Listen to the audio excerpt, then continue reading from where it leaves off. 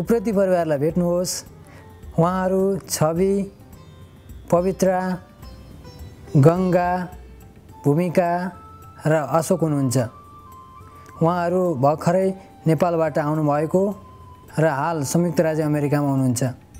हामी उहाँहरूलाई नौलो जीवन कसरी चलाउने भन्ने बारे सहयोग गर्न उपस्थित छौँ।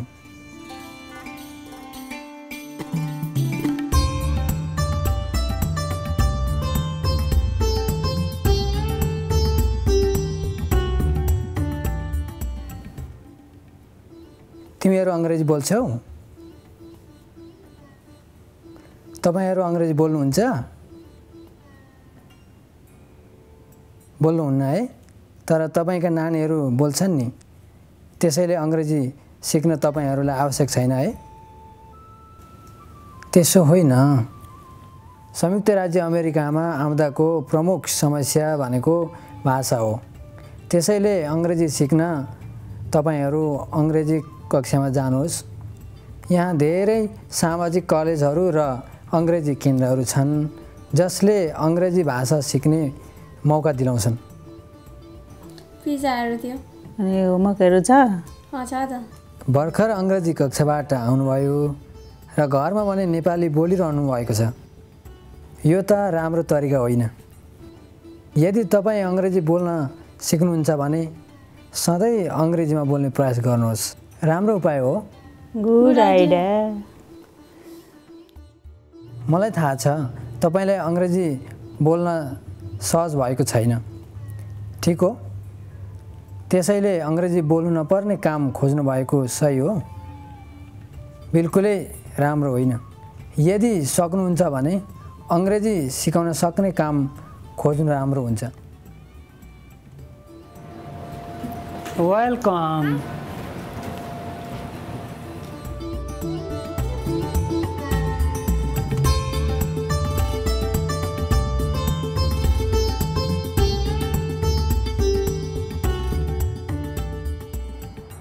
तिमी साथीहरूको घर जाँदैछौ।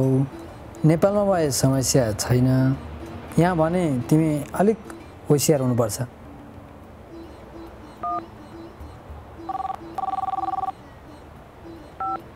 म बोल्दैछु।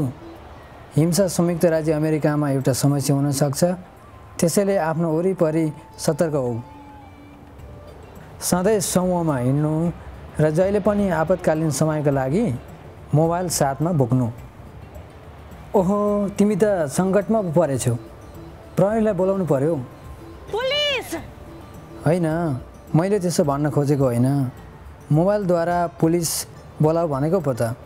याद गर, तिमी नहडबडाई आफू कुन ठाउँमा छौ पुलिसलाई थाहा देऊ।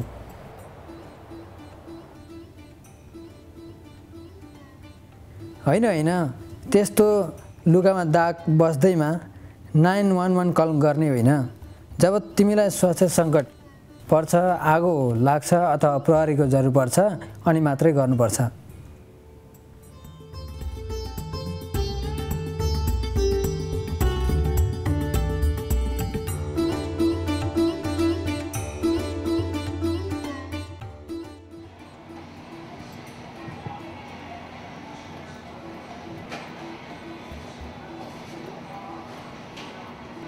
ओहो, पक्नुहोस्, त्यो चिप्सको प्याकेट देखाउनुहोस् त। त्यो त महँगो खालको नाम प्रख्यात चिप्स हो जसलाई धेरै पैसा पर्छ। पक्नुहोस्, अर्को चिप्सको प्याकेट देखाउनुहोस् त। हो, अब तपाईँले बुझ्नुभयो। त्यो चाहिँ सामान्य प्रकारको चिप्स हो जुन नाम प्रख्यात चिप्सभन्दा धेरै सस्तो पर्छ।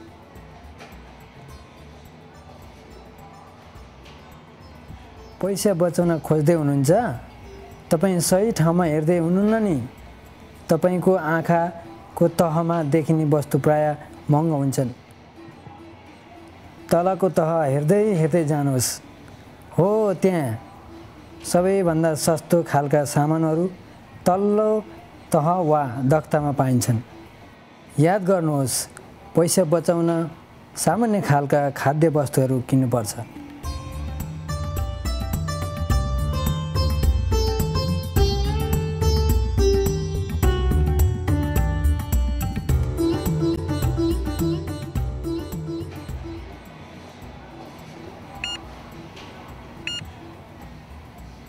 मादक पदार्थ, पालुवा जनावरको खाना, तातो खाना, घरका सामानहरू, औषधि र अन्य कुराहरू केले किन्दै हुनुहुन्छ त? Food stamp. यी कुराहरू तपाईँले फुड स्ट्याम्पबाट किन्न सक्नुहुन्न। यहाँ हेर्नुहोस् फुड स्ट्याम्प प्रयोग गर्ने तरिका। पहिलो फुड स्ट्याम्पलाई यो यन्त्रमा क्रेडिट कार्डलाई जस्तै दल्नुहोस्। त्यसपछि यस यन्त्रमा विभिन्न विकल्पहरू देखा पर्छन्, जसमा फुड बटनलाई दबाउनुहोस् र आफ्नो पिन नम्बर हाल्नुहोस्। यो फुड स्ट्याम्पले धेरै खाद्यान्नहरू किन्यो, तर ख्याल राख्नुहोस् कि यो 6 महिनादेखि 8 महिनापछि पाउनका लागि पुनः निवेदन गर्नुपर्छ। फुड स्ट्याम्पमा हुने रकम तपाईँको परिवारजनमा निर्भर पर्छ, साथै तपाईँको कमाइ र घरको खर्चमा। ठिक छ त, के पकाउँदै हुनुहुन्छ? माछाको भाजा हो? ए, माछा त बिर्सिनु भएछ त।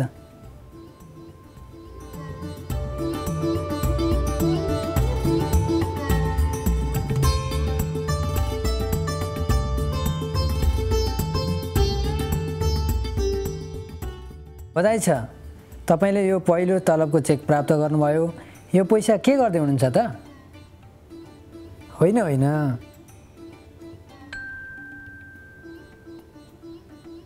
होइन, तपाईँले परिश्रमद्वारा कमाएको पैसा राख्ने ठाउँ त ब्याङ्क हो। ब्याङ्क खाता खोल्न तपाईँलाई परिचय पत्र चाहिन्छ। तपाईँसँग छ त?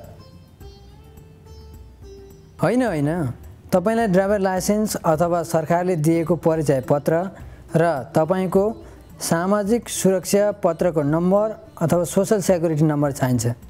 स्याबास, अब हामी ब्याङ्कतिर लागौँ। र तपाईँलाई यो चित्र चाहिँ चाहिँदैन नि?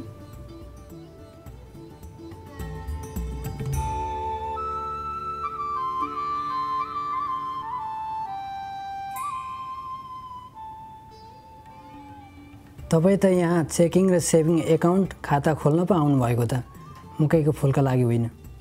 तपाईँले पर बसिरहनु भयो कि एक महिलासित खाता खोल्ने कुरा गर्नुपर्छ, जो एकाउन्ट म्यानेजर हुनुहुन्छ। ल त अब खाता खोल्ने पालो। तपाईँलाई सहयोग गर्न यहाँ एकाउन्ट म्यानेजर उपस्थित हुनुहुन्छ। चेकिङ एकाउन्ट भन्नाले दैनिक रूपमा प्रयोग गर्ने खाता हो र सेभिङ एकाउन्ट भन्नाले तपाईँको बचत गर्ने बचत खाता हो। तपाईँलाई उहाँले आर्थिक इतिहासबारे साथै समयमा बिल तिर्दा हुने महत्त्वबारे जानकारी गराउनुहुनेछ। बधाई छ है तपाईँलाई, तपाईँले सेभिङ र चेकिङ खाता खोलिसक्नुभयो र अब तपाईँको आर्थिक सुरक्षा र अन्य कुराबारे जानकारी लिन तपाईँ जाँदै हुनुहुन्छ, जुन तपाईँलाई यो नयाँ ठाउँमा अति आवश्यक छ। ए, तपाईँले पपकर्न त छोड्नुभयो? तपाईँका लागि नै यो लिएर जानुहोस् है।